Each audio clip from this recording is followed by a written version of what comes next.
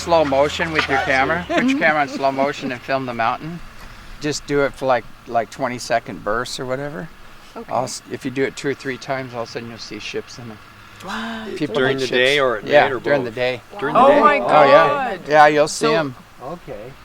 They're moving so fast you can't see them, but if you in slow motion you'll see them. One day I was meditating and they came to me, and they were talking to me and some where they're coming from, and they said the 5th and 6th dimensions where they operate, and then they said actually we're on a ship, and I said okay, I've lost it. I didn't even get to the door, and my sister and her friends came up banging on the door, and they said, did you see it? Did you see it? And I said, see what? And they go, the ship. And there was this massive light ship hovering right over the house here.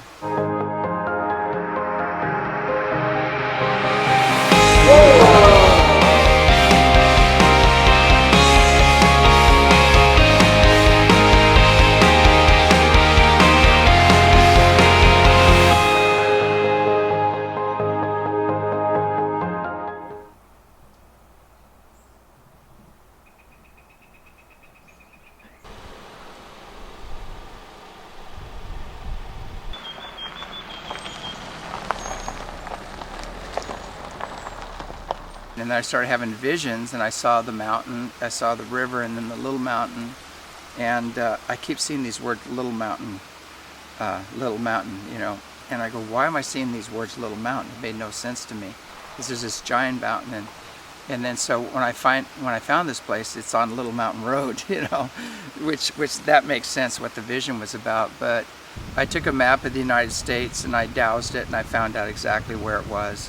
One day I was meditating and they came to me and they were talking to me, and I asked them where they were coming from, and they said the 5th and 6th dimensions where they operate, and then they said actually we're on a ship, and I said okay, I've lost it. I'm going to go out and dig and plant some trees, because I've lost it here. And I didn't even get to the door, and my sister and her friends came up banging on the door, and they said, did you see it? Did you see it? And I said, see what? And they go, the ship. And there was this massive light ship hovering right over the house here. And so that was when I had to realize I had to incorporate the higher dimensional beings into my spiritual practices, because these are very, very spiritually and technologically advanced beings. And unfortunately, the UFO community is ignoring that fact, that they're focusing on the nuts and bolts and the low-level stuff. They don't realize there's a much higher level and much bigger picture of this. And so I had to kind of incorporate that. And then people were having contacts here, receiving healings, knowledge. They're clearing their past, having all kinds of incredible things happen with these contacts. And so I realized, that these guys have already transcended all the things that we're dealing with, war and disease and the greed and the competition, everything. They're beyond all that. Why not start working with them to help, lift this planet? Well, they were giving me information telepathically, and then I would have to go recheck. Mm-hmm. And so with all these contacts, I'd have these contacts, I see these beings, and they'd tell me where they were in history. And I'd go back and find out they're replete throughout the Hindu culture, the ancient cultures all know about them. If you go to the Lakota tribes or the Cherokee nations, even Hawaii, the kahunas there, all of them point to the Pleiades and say that's our point of origin. And then they talked about Atlantis and Lemuria were actually Pleiadian colonies that were started from the Pleiades. It all tied in and made sense. In the beginning, that we call that place the Field of Dreams out there because of all the activity happening. That old saying, if you build it, they will come, and when I first said, I thought what they really said is if you build it, you were dumb, because nobody came in the beginning. And also, too, the amount of the types of people that come here. And so it was like, I always knew I wanted to build a retreat center where we could live in harmony with each other and nature, grow our own food, live a very spiritual life, and that was my goal. And then it kept evolving into what I found is the best way to help humanity in the earth right now is to align with our elder brothers and sisters, the benevolent ETs, the spiritually and technologically advanced ones, because we need that, because our technology has gotten out of hand. It's gone way past our spirituality, And that's why you have, you know, the war industry calling the shots here. You've got atomic bombs and pollution and everything else. And so these guys know how to clean that up and bring other technologies that are earth friendly. And their healing technologies are beyond our imagination. So I figured that's the best way to turn this planet around. And it evolved into, it was Self-Mastery Earth Institute and evolved into ECETI, which means enlightened contact with extraterrestrial intelligence. And so we've been doing this for 32 years now, I believe. There's a light in the mountain now. There's a light in the mountain? Yeah. Oh, yeah, look, Marcus. Hey, look at that. Yep. What I just found out is that these contacts that we're having here were phenomenal. They were life-changing. A lot of healing came with them, nothing but good. We're just here to empower people to make their own connection, and personal connection with Source, whatever name you want to give it. And with enlightenment, contact comes with the enlightenment process. And so you need to understand who these beings are. And they don't want to be worshipped, and they don't want us to give our power away to them. They want us to have our own connection with Source, but they also want us to behave. You know, we just don't get along down here. You know, and you really think about it. How many cultures we have down here?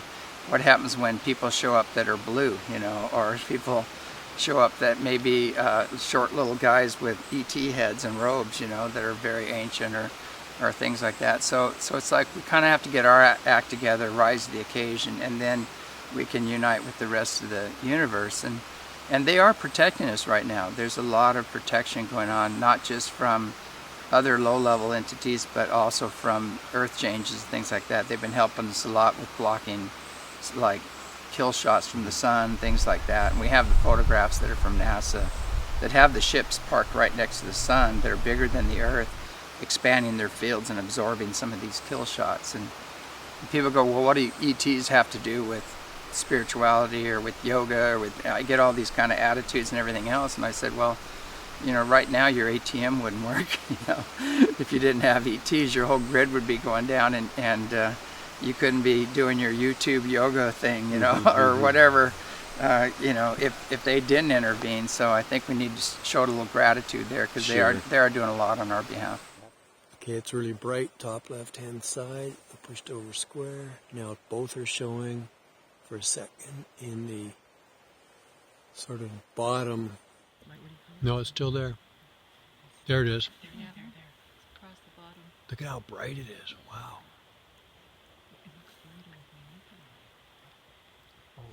Yeah, definitely. Over the years, things have escalated.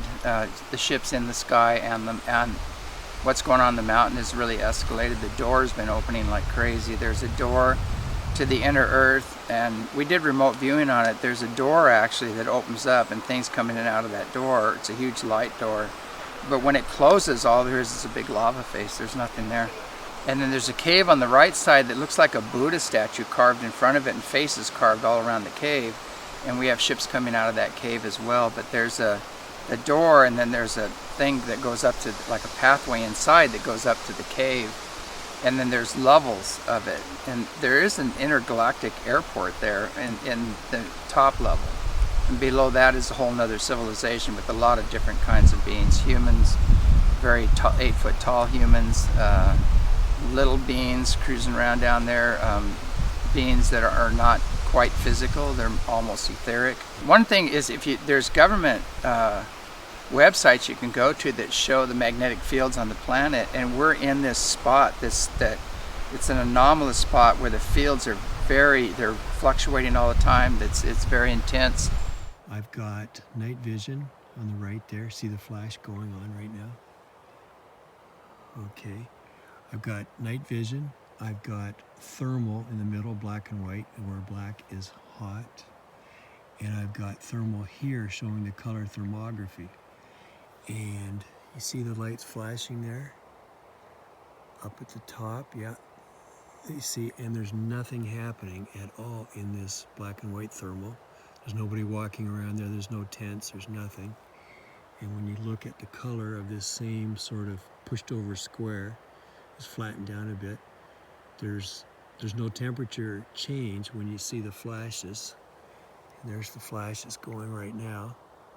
Yeah, even the magnetic fields, if you take a compass, it gives you different readings all the time. There's places here, if you park your car, you'll come back, your battery will be dead, you know.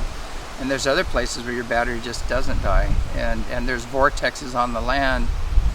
We had some Hopi elders created a medicine wheel here that represents, it's a galactic medicine wheel, and that has phenomenal energy in it. You can go at night and just take pictures with a flash. You'll see orbs, light spheres, rods, everything going on in the whole field. But and we have a lot of those photographs that just blow people's mind when they see them. And when you start, we do ancient practices like Qigong and things like that, and that also attracts the higher dimensions to come in. And when we're doing the practices, you'll take a picture and you'll see these giant light spheres all above us, you know, interacting. Well, that's what I built this place, really to be a template where we can live a very spiritual life in harmony with nature and engage the higher technologies that are earth friendly and things like that. And hopefully that'll spread out to the rest of the world. And the kids coming in right now are totally plugged in. I mean, they are so plugged in. They get it. They know what's going on. Actually, they're teaching us things, you know. And basically, they know they're from the stars. A lot of them, they know they've had other lives in other advanced civilizations, and they came here to help heal the earth and lift the earth. And this is kind of a support place where they can come and be accepted and actually evolve to their highest potential.